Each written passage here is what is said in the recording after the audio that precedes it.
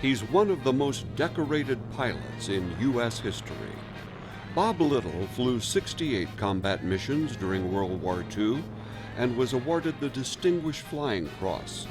Well, I fortunately had quite a bit of training because I flew fighters and what we call a fighter school. You go down to a base in Florida, in my case, at Venice, Florida, and fly P-40s. Oh, that was a pretty good airplane. Old tired P-40. But anyway, you learn to fly a P-40 and dogfight.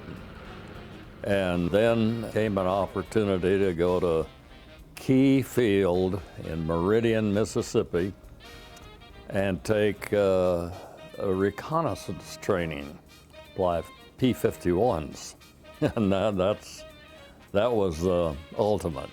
So that's what I did. Even with scoring high marks during the accelerated fighter school training, Bob Little was surprised to learn that his goal to pilot the P-51 overseas would be delayed.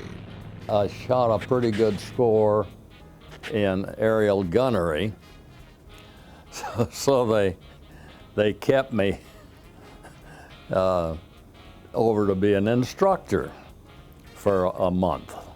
A short-term deal, but anyway, I didn't get to go overseas with a bunch of guys I'd been flying with.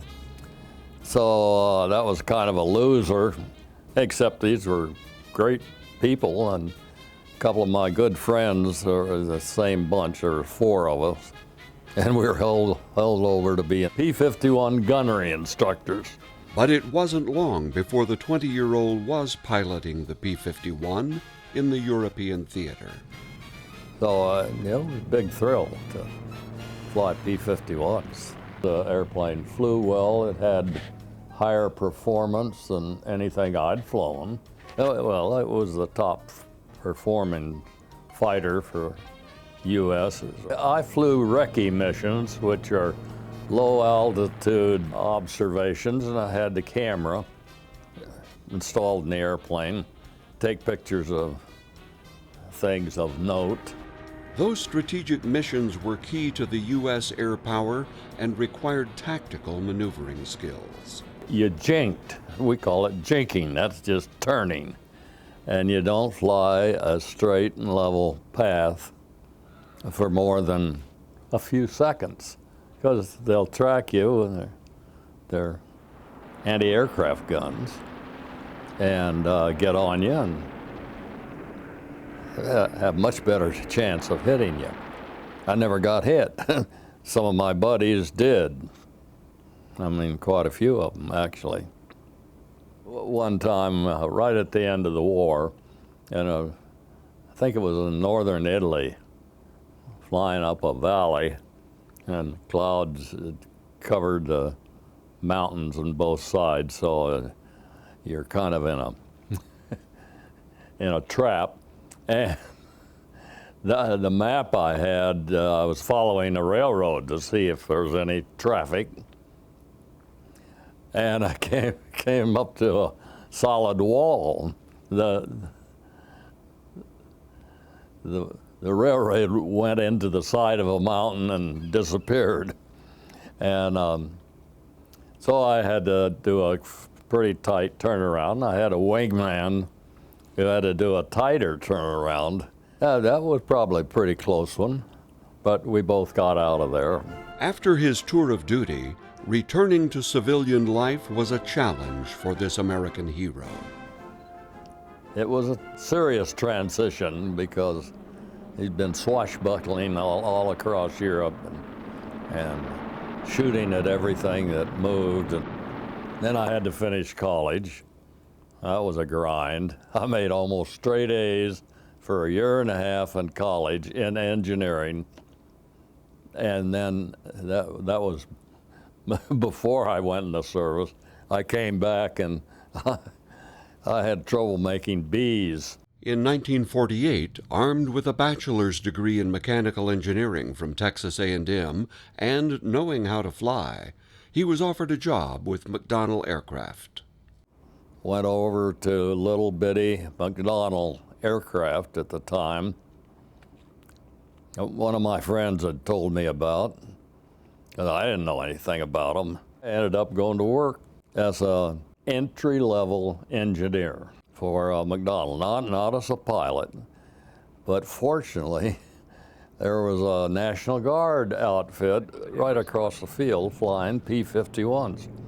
So I raced over there and joined up and put my uniform back on and started flying P-51s in my spare time. That's like a country club. I mean, that's pretty good going. You get to fly what you want to fly in your spare time. It was a good job. You knew who to go to get answers that were achievable and get help when you needed help. And damn near everybody was an engineer. So it was a great experience. Smart guys all around you. And working with the iconic Mr. Mac? He was a real character and a very smart man. I really liked the guy. He could focus on something and make it happen. That all worked out, and became a test pilot at McDonnell Aircraft. His first aircraft to test was the F3H Banshee, a single-seat carrier-based jet fighter aircraft deployed by the U.S. Navy and Marine Corps from 1948 to 1961. That's my first jet, and it was high-performance jet, but it was subsonic. It still wouldn't break the sound barrier. We went through probably a few years of thrashing around, trying to get the right collection of design elements put together so you had a good flying airplane and a safe flying airplane. That took a lot of work, and then you had to test it and prove that, yeah, it didn't pitch up and it didn't do this and it didn't do that.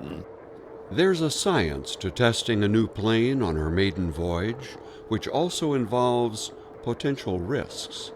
It's new, different, higher performance, but you've been flying and you've had a lot of experience in fighter airplanes and airplanes that have similar performance characteristics. It's just something you do, you just fly the airplane. We've had a lot of wind tunnel tests. You know what to watch for. You know how it's supposed to fly.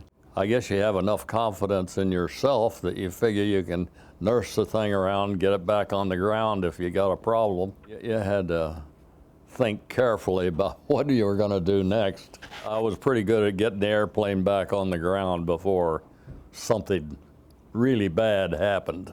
No, I never had any big problems, but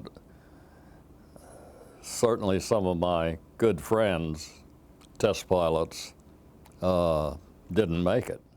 The next jet to test was the F3H-1 Demon, which had a major issue. Didn't have an engine. That was a problem, big problem. But I never had to bail out. I thought about it a couple of times. And finally, we changed engines and made an airplane out of it. After the F101 in 1954, it was the 1-0 wonder of the F101B Voodoo in 1957. That was a real hot rod. It'd blow anything out of the sky. 4 years later was the evolution of the jet that would propel the company's international military demands and become one of the greatest success stories of military aviation. The F-4 was a Mach 2 airplane. Voodoo was a Mach 1.5 airplane, but it had a lot of punch to it. I can remember the first flight fairly well. It was only 21 minutes because I lost a hydraulic system on takeoff, but we had two systems. It was a good flight, but we'd planned to go supersonic on the first flight. It already done that on the F101 a few years before, and so it was a kind of a no-brainer to do it in this airplane. But it didn't work. Didn't work out. That's test flying for you. A lot of times you try to do things and something went wrong. The 5000, of course, flew like a phantom, like it was supposed to fly. And first flight was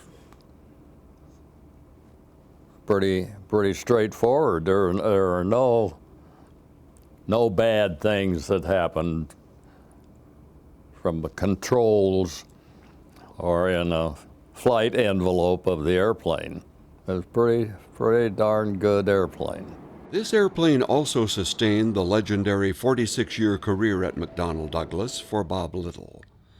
The legendary pilot stepped out of the cockpit in 1960 to become manager of the F4, and eventually rose to director of sales and later vice president of marketing.